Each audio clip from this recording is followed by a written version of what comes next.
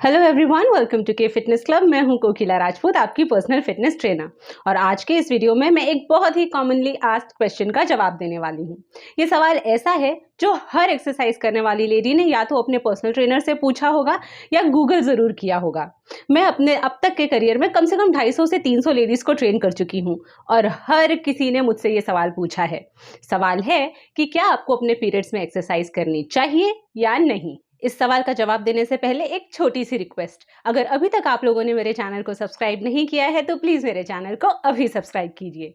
चलिए वापस आते हैं अपने सवाल पर कि क्या आपको पीरियड्स के दौरान एक्सरसाइज करनी चाहिए या नहीं। इस सवाल का जवाब जानने से पहले एक बात समझना बहुत जरूरी है, और वो ये कि हर लेडी अपने पीरियड्स को अलग तरीके से एक्सपीरियंस करती है।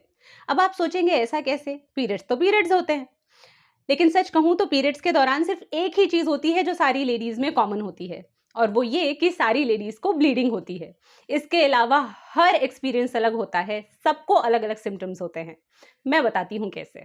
कुछ लेडीज होती हैं जिन्हें सिर्फ 2 से 3 दिन तक ब्लीडिंग होती है। वहीं कुछ लेडीज ऐसी भी होती हैं जिन्हें 5 से 7 दिन तक ब्लीडिंग होती है। कुछ लेडीज ऐसी होती हैं जिन्हें बहुत ही नॉर्मल या कम फ्लो एक्सपीरियंस होता है। वहीं कुछ लेडीज ऐसी होती हैं जिन्हें 3 से 5 दिन तक भी हैवी फ्लो होता है। कुछ लेडीज ऐसी होती हैं जिन्हें पीरियड्स के दौरान कोई तकलीफ नहीं होती, जिन्हें पता ही नहीं चलता कि पीरियड्स कब आए और कब गए।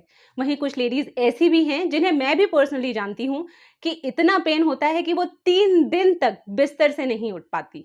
ये 2 एक्सट्रीम्स है, जहाँ एक तरफ तो पीरियड बहुत ही इजी गोइंग और पेन फ्री होता है, वहीं कुछ लेडीज को बहुत ही एक्सट्रीम पेन महसूस होता है। तो आपको ये बात तो समझ में आ गई होगी कि हर लेडी को पीरियड्स अलग तरीके से एक्सपीरियंस होता है। अब हमारे सवाल का जवाब जानने से पहले एक चीज और जान लेते हैं कि वो कौन कौन सी परेशानियां हैं जिनका सामना लेडीज को पीरियड्स के दौरान करना पड़ता है। पीरियड्स के दौरान होने वाली परेशानियों में सबसे कॉमन होते हैं क्रैम्प्स। ये आपको अपने लोअर एब्डोमेन में फील होते हैं।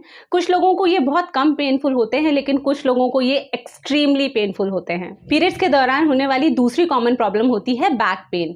ये लोअर बैक पेन होता है जो कुछ लोगों को तो बहुत कम महसूस होता है, लेकिन कुछ लोगों को बहुत ज्यादा पेनफुल होता है। पीरियड्स के दौरान कई लेडीज को हेडेक की भी शिकायत होती है, जो बहुत माइल्ड हेडेक से लेके बहुत सीवियर हेडेक भी हो सकता है। इसके अलावा कई केसेस में लेडीज को नॉजिया और वॉमिटिंग सेंसेशन भी होता है। एक परेशानी ऐसी है जो सारी लेडीज में कॉमन है, जो है मूड स्विंग्स। जैसे जैसे बॉडी में हार्मोनल चेंजेस होते हैं, आपका मूड भी स्विंग करता है। कुछ लेडीज को मूड स्विंग्स बहुत ज्यादा नहीं होते और वो इन्हें इजीली हैंडल कर लेती हैं।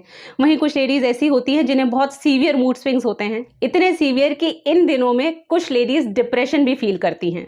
तो ये हैं वो कुछ कॉमन परेशानियां जो लेडीज को अपने पीरियड्स के दौरान होती हैं। अब तक ये बात हम लोगों को क्लियर हो गई है कि सारी लेडीज पीरियड्स को अलग तरीके से एक्सपीरियंस करती हैं। हर किसी को अलग अलग तरह की परेशानियां होती हैं, किसी को कुछ कम, किसी को कुछ ज़्यादा। किसी के लिए बहुत ही ईजी गोइंग और बहुत ही पेन फ्री एक्सपीरियंस होता है ये, और वहीं कुछ लेडीज के लिए बहुत ही ज़्यादा पेनफुल और बहुत ही मुश्किल एक्सपीरियंस होता है। तो अब मैं आपसे एक सवाल करती हूँ, आप मुझे बताइए, जब हर लेडी पीरियड्स को अलग तरीके से एक्सपीरियंस करती है तो इस सवाल का एक कॉमन जवाब कैसे हो सकता है। अगर आप मुझसे पूछते हैं कि आपको पीरियड्स के दौरान एक्सरसाइज करनी चाहिए या नहीं, तो मैं आपको इसका जवाब कैसे दे सकती हूँ जब मुझे पता ही नहीं कि आप अपने पीरियड्स को किस तरह से एक्सपीरियंस करते हैं। कहने का मतलब ये कि इस सवाल का जवाब हाँ या ना में नहीं दिया जा सकता। कोई भी ट्रेनर या गूगल आपको ये नहीं बता सकता कि आपको अपने पीरियड्स के दौरान एक्सरसाइज करनी चाहिए या नहीं। ये फैसला आपको खुद करना है, डिपेंडिंग ऑन कि आप पीरियड्स के दौरान कैसा महसूस कर रहे हैं। अगर आप उन लकी लेडीज में से हैं जिन्हें पीरियड्स मालूम ही नहीं पड़ते, जिनके लिए वो बहुत इजी गोइंग और पेन फ्री एक्सपीरियंस है, तो आपको एक्सरसाइज जरूर करनी चाहिए। वहीं अगर आप उन कुछ अनफॉर्चुनेट लेडीज में से हैं जिन्हें बहुत ही पेनफुल क्रैम्प्स होते हैं, जिनको लोअर बैक में बहुत पेन होता है, जिनको नॉजिया वॉमिटिंग सेंसेशन होता है, जिनको बहुत हेडेक होता है, तो उनके लिए मैं कहूँगी कि आपको रेस्ट करना चाहिए। वहीं अगर आप इन दोनों एक्सट्रीम्स के बीच में हैं तो लिसन टू योर बॉडी। अगर आपको ऐसा लगता है कि आप लाइट वर्कआउट कर सकते हैं तो ज़रूर कीजिए। सिर्फ इसलिए क्योंकि आप पीरियड्स में हैं, इसका मतलब ये नहीं है कि आपको रेस्ट करना चाहिए। अगर आपकी बॉडी तैयार है और अगर आपको ऐसा लगता है कि आप आराम से वर्कआउट कर सकते हैं तो ज़रूर कीजिए। Listen to your body. अच्छा, लिसन टू योर बॉडी का क्या मतलब होता है? लिसन टू योर बॉडी का मतलब ये नहीं होता कि मूड नहीं है एक्सरसाइज करने का इसीलिए एक्सरसाइज नहीं करेंगे। लिसन टू योर बॉडी का मतलब होता है कि आप अगर फिजिकली फिट महसूस कर रहे हैं तो आपको एक्सरसाइज ज़रूर करनी चाहिए। अच्छा, कुछ एक्सरसाइजेज हैं जो आप अवॉइड कर सकते हैं पीरियड्स के दौरान, जैसा कि आप अपने पीरियड्स के फर्स्ट 3 डेज के दौरान एब्डोमिनल एक्सरसाइजेज अवॉइड कर सकते हैं, क्रंचेस, सिटअप्स, ये सब चीज़ें अवॉइड कर सकते हैं। लोअर बैक पर जिन एक्सरसाइजेज से प्रेशर आता है वो एक्सरसाइजेज आप अवॉइड कर सकते हैं, जैसे आप डेडलिफ्ट वगैरह फर्स्ट 3 डेज एटलीस्ट अवॉइड कर सकते हैं।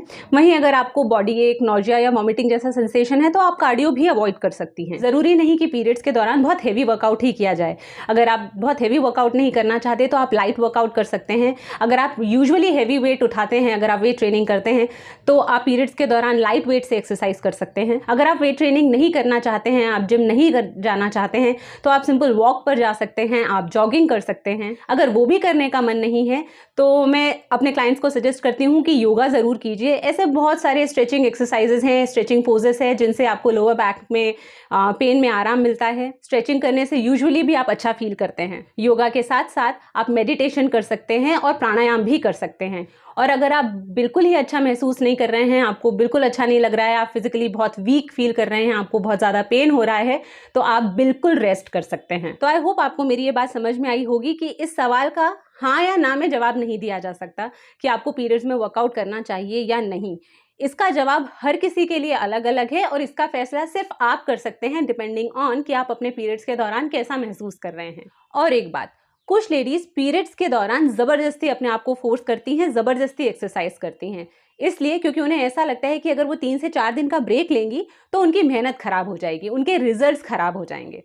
तो मैं आपको बता दूं ऐसा कुछ नहीं है। 3 से 4 दिन का ब्रेक ले लेने से आपके रिजल्ट्स पर कोई फर्क नहीं पड़ेगा और आपकी पुरानी मेहनत नहीं बेकार जाएगी, बशर्ते कि आप अपनी डाइट पर स्टिक करें। अगर आप हेल्दी डाइट फॉलो करते रहेंगे तो आपके रिजल्ट्स पर कोई फर्क नहीं पड़ेगा। आई होप आपको ये वीडियो ज़रूर पसंद आया होगा। अगर पसंद आया है तो इसे अपने फ्रेंड्स और फैमिली के साथ ज़रूर शेयर कीजिए।